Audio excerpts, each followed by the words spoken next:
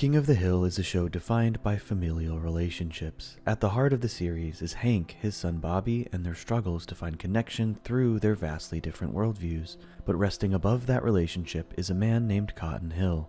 He killed 50 men, lost his shins in the war, and is the root of a lot of the generational trauma that has been passed down through Hank and Bobby. But despite Cotton being an unjustifiably awful father, husband, and human being, his life and general existence is actually quite tragic. It's fascinating to look at the circumstances surrounding his pain and resentment, and though it doesn't excuse his behavior, it does paint a nuanced picture of a very sad man. So join me as we look at the tragic life and death of Cotton Hill. Cotton Hill joined the military during World War II when he was only 14 years old. Over the course of the series, Cotton told countless stories about his time in the war, though there are disputes in regard to whether or not every story is fact. Some of the things he claims don't quite line up, like that he fought in both Germany and Japan around the same time. But what we do know is that while fighting in Japan, Cotton's shins were basically shot off. His account of this incident is brutal and includes him beating his assailants to death with his own friend's leg. He later woke up in a field hospital where they were sewing his feet to his knees.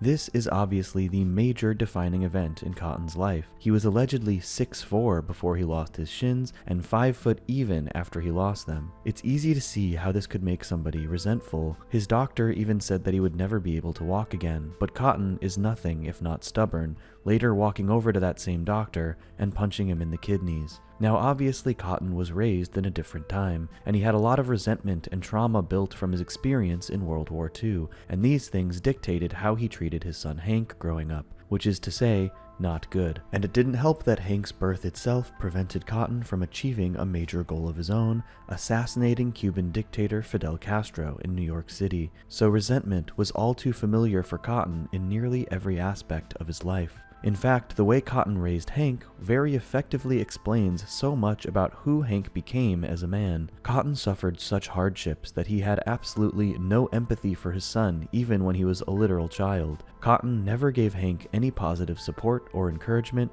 Hank's failures were met with derision from a young age. As he got older, this didn't let up either. In fact, it arguably got worse. Cotton outright told Hank to his face what he thought would happen if he got drafted.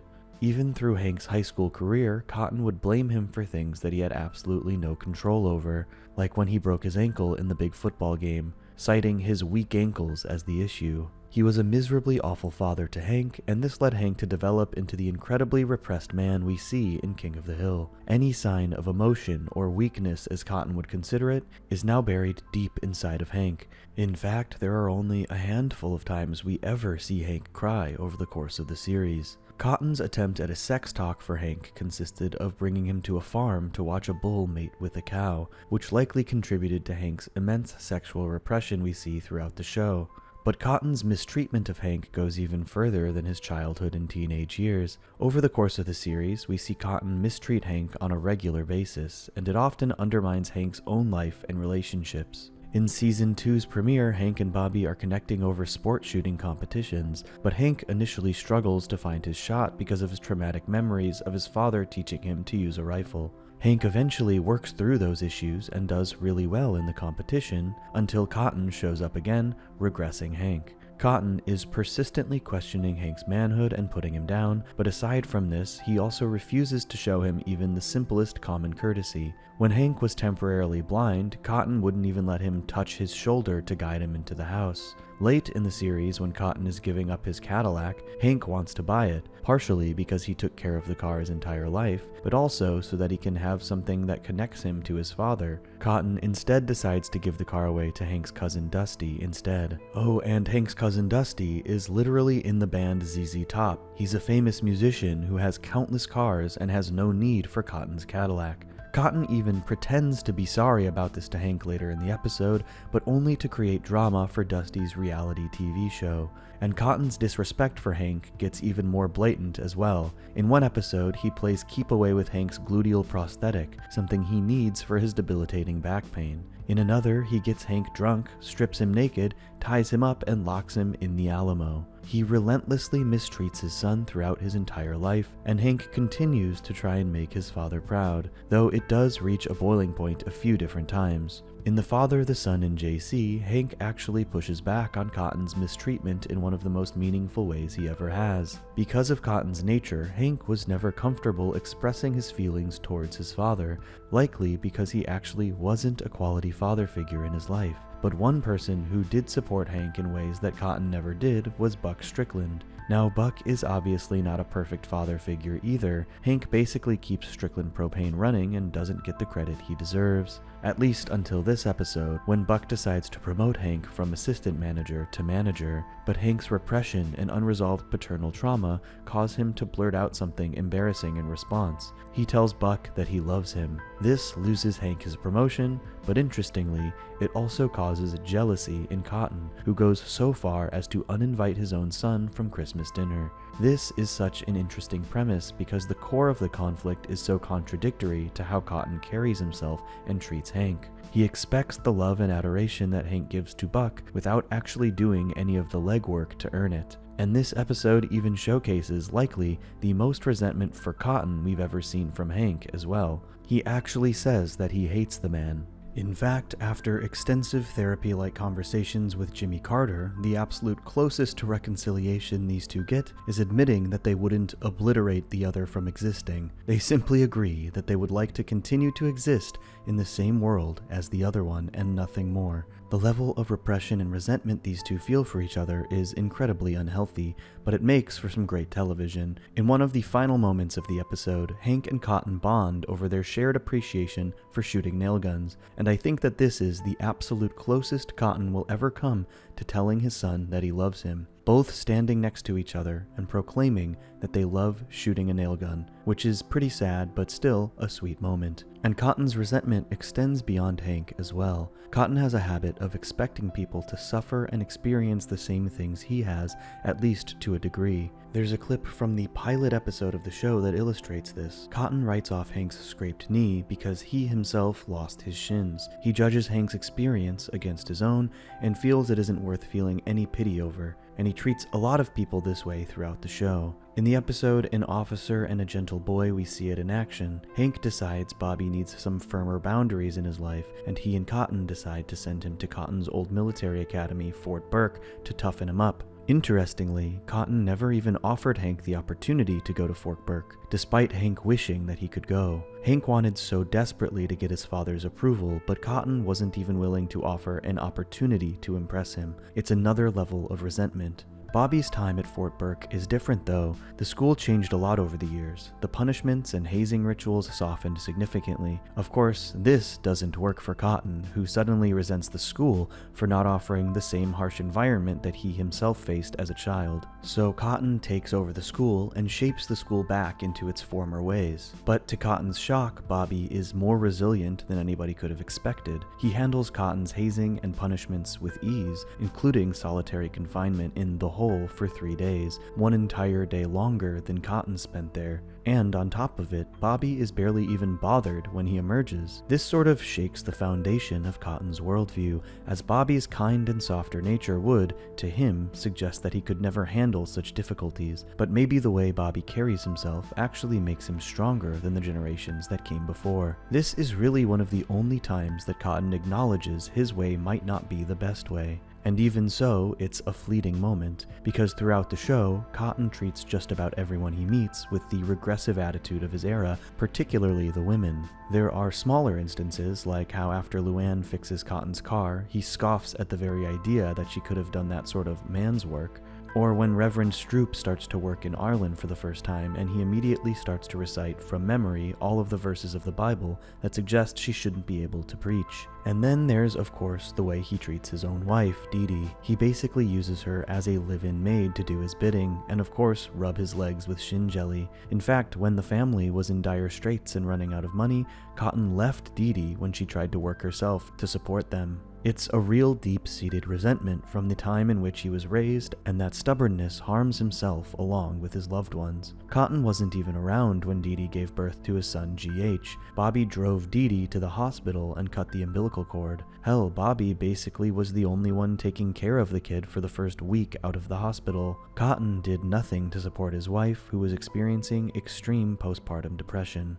Though I think perhaps the most interesting relationship in regards to Cotton's backwards views on women is none other than Peggy Hill, or Hank's wife as he refers to her. I really don't think there's a single time where Cotton calls her Peggy, it's always Hank's wife, which is pretty representative of the way he views women in relation to men. To Cotton, Peggy only has value as Hank's wife, not as her own person. And any problems with the Hill household, those are Peggy's fault, not Hank's. The first real appearance of Cotton in Season 1 pretty much revolves around this idea.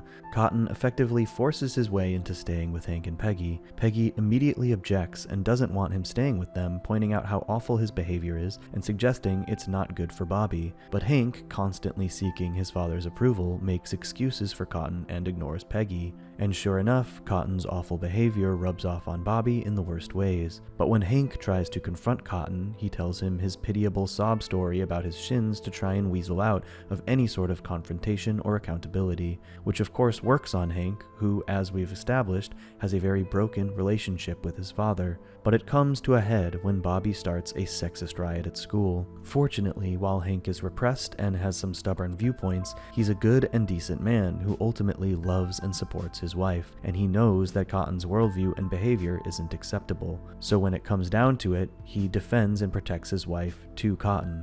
I've talked a lot about Peggy, and we all know that she's got some very frustrating personality traits, but I think it's undeniable that through all of the abuse she suffered from Cotton, she seemed to grow and understand him better than anybody else. Peggy and Cotton almost had a symbiotic antagonistic relationship to one another, as though their resentment for one another also fueled them. After Peggy broke all her bones in that skydiving accident, she struggled immensely with her physical therapy, but it was actually Cotton who motivated her and helped her regain her strength. Cotton was able to use his boot camp-like tactics to continue to berate and abuse Peggy, and that abuse was the fuel Peggy needed to try and succeed in spite of Cotton, and it worked. I would say this was the closest Peggy and Cotton ever came to an actual functioning relationship, nearly a friendship even. This, of course, wasn't a lasting bond, but I do think their rivalry was incredibly important to the series, which to me is pretty explicitly proven by her role in Cotton's final episode, Death Picks Cotton, but we'll get there soon. But outside of this, there were just countless ways that Cotton mistreated Peggy throughout the series, sometimes even suggesting horrific things. Like when he says the only way she's allowed in his Cadillac is in a bag in the trunk. But Cotton's stubborn, ancient, and outdated views do sort of get to the core of the tragedy of Cotton's life, because though his actions are inexcusable and unjustifiable, they do stem from his own tragic history. Cotton's repressed trauma and archaic worldview, combined with the fact that society tends to overlook and disrespect both veterans and the disabled, led to an existence where Cotton feels incredibly disrespected, but still incapable of changing. Cotton is so stubborn about his own worldview, and we see this in the way he treats his son, his wife, all women, and people in general. And because his worldview is outright offensive to modern society, he is in turn met with disrespect, oftentimes deservedly, but not always. In the episode when Cotton comes marching home, he and Dee Dee are in financial crisis. The bank even repossesses his house. Cotton is forced to get a job and becomes a greeter at a restaurant, but now sitting low on the totem pole in a service industry position, Cotton isn't treated with any semblance of respect. Eventually, this disrespect sends Cotton off the deep end when he's told he can't get work off to march in the Veterans Day parade, which, to me, is a very messed up situation. Cotton doesn't show others much respect, but I'm definitely not cheering for a corporation that takes advantage of an old man. And conversely, Cotton is shown to be the most happy when he is being treated with respect, even when it's undue or false respect. In the episode Dale Tech, Cotton leaves home to stay with Hank, but the family basically doesn't have the time to keep an eye on him, so they put him in an elderly daycare facility. This dashes his spirits pretty significantly, but after he throws a tantrum and police are called, he's actually given more respect by the police officers. They even make him an honorary officer to watch over Hank's neighborhood. Now, given his behavior, I definitely don't think Cotton was owed this level of respect, especially given how quickly he abuses this newly perceived power. While trying to solve a mystery for Hank, he nearly whips Bobby and Peggy. like with a real whip. To his credit, Cotton does eventually solve Hank's mystery for him, but it's fascinating how quickly he abused that power. The man will do concerning things when he feels he's being treated with high levels of adoration. This actually comes into play in a big way in Death Buys a Timeshare, when Cotton, Bill, and Hank vacation to Mexico to attend a timeshare presentation. The goal is to get a free vacation by refusing to buy the timeshare. Unfortunately, because these timeshare folks are just salesmen trying to get on their customers' good side, they show Cotton an incredibly high degree of respect. He's basically treated like a king, given the nicest suites, invited to exclusive parties, and of course, as Cotton is barely shown respect in his everyday life, he takes to it immediately and buys a timeshare. Hank actually comes through for Cotton in a pretty kind way in this episode. The timeshare folks realize that Cotton doesn't have any assets for them to leverage, so they don't sell him the timeshare, but Hank sees how much this means to him. In order to let Cotton spend time at these fancy parties that actually make him feel happy, Hank buys the timeshare himself, a truly selfless act for a man who didn't really deserve it. While Cotton is a sad, horrible man, there were those occasional glimpses of humanity in him, however brief. The man did absolutely love his grandson Bobby. In fact, he even makes a pretty huge sacrifice for Bobby in Revenge of the Lutefisk, a series of events where Bobby eats all of Reverend Stroop's lutefisk leads him to accidentally setting fire to the entire church, but Cotton ends up being falsely accused of the crime. When Bobby eventually comes clean about the incident, Cotton actually decides he will take the fall because he doesn't want to see Bobby punished for his mistake. This is probably the one truly selfless thing we've ever seen Cotton done, and it's nice that even beneath his awful behavior, there is still love, even if it barely ever shines through. This, of course, does not excuse his excessively awful behavior throughout the series, and to suggest Cotton is actually a good person because of his few truly human moments would be a ludicrous argument to make, but it still gives us some genuine heartfelt moments. And those moments do go a really long way to tug at the heartstrings, even when they're facilitated through Cotton's selfishness. In Season 3, Hank and Peggy are trying to get pregnant and have another child, but because of Hank's narrow urethra, they're struggling immensely. Meanwhile, Cotton and Dee Dee get pregnant on accident, which obviously upsets Peggy. But Cotton becomes overwhelmed by the thought of raising a child at his age, and simultaneously actually shows genuine sadness over Hank and Peggy's pregnancy struggles. Of course, Cotton's solution is still a selfish one. He runs away, abandoning his responsibility as the child's father, and, in his mind, gifting his son a child. But obviously, he's really just thrusting that responsibility onto Hank. But this leads to probably my favorite ever Cotton and Hank moment in the entire series, as Hank and Cotton lament their own pregnancy problems. Cotton calls Hank a better father than he is because he made Bobby. It's so impressive how this show was able to give us this moment that feels like a real moment of love and connection between Hank and Cotton, while still allowing Cotton to undercut it with a jab at Hank. Vintage Cotton. And all things considered, it does seem like Cotton improved slightly as a father when raising his next son,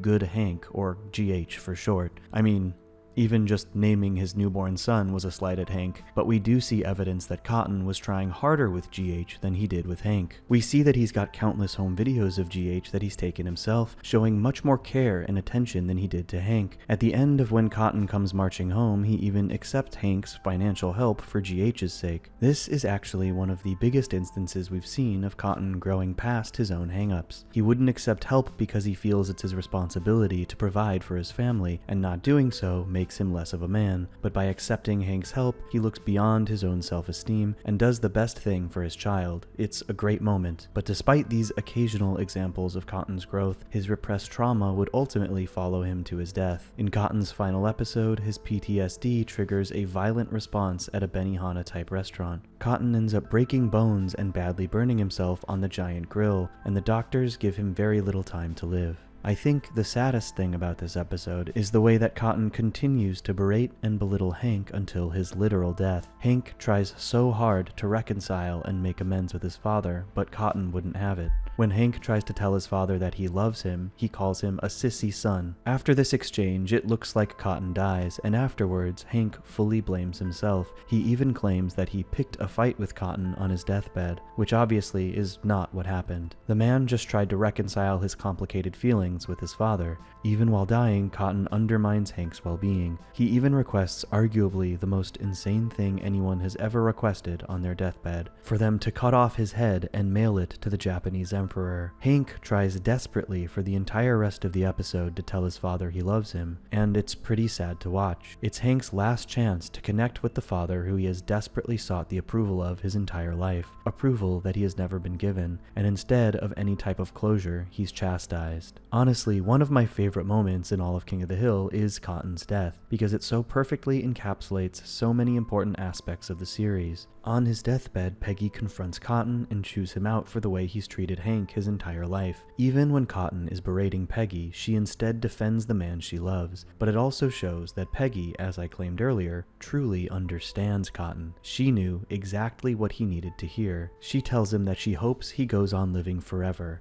as the unhappy person that she is in the hell he's created on Earth. I mentioned that symbiotic antagonistic relationship between these two earlier, and I think this illustrates it perfectly. The man literally wasn't able to die until he found peace through defying this person who he hated the most. Cotton died the way he lived, defiant, angry, and without showing any sort of affection for his son, all while berating Peggy. But you know Cotton's impact on Hank wasn't going to end with his death, because there's one last episode that really grapples with Cotton's legacy and the shadow his life cast over Hank's. In the final season, Hank is tasked with handling Cotton's will. Hank sees this as his last chance to find meaning in his relationship with his father. It leads him and his friends on a wild scavenger hunt to ultimately flush Cotton's ashes down General S. Patton's toilet. And while Hank doesn't actually find connection to his father through this misadventure, he does realize that the people Cotton did connect with were his friends, the friends who had also since passed on. And through this realization, Hank sees the value in the friendships that he has made, and the length those friends would go to help him. And I think this was actually the absolute perfect way to end Hank's saga with Cotton, because ultimately, though Cotton was an awful father who never gave Hank the love or respect he deserved, Hank was the stronger man, and he was able to achieve a better, more fulfilling life in spite of his father. Hank has a loving wife, an amazing son, and an incredible group of friends, and he did that without the help of Cotton Hill. Hell, he did it while actively fighting against the trauma inflicted on him by Cotton Hill, and this final story represents that beautifully, as Hank learns an important life lesson while dealing with his father's extreme expectations of his son. The ultimate irony is that Cotton was always ashamed of Hank, but Hank was actually one of the only genuine accomplishments in Cotton's life, one of the only good things to come from his legacy. Cotton Hill's life was tragic, but not because he's a sad or sympathetic figure. His history is heartbreaking for sure, but his life is tragic because his stubbornness created his own personal hell,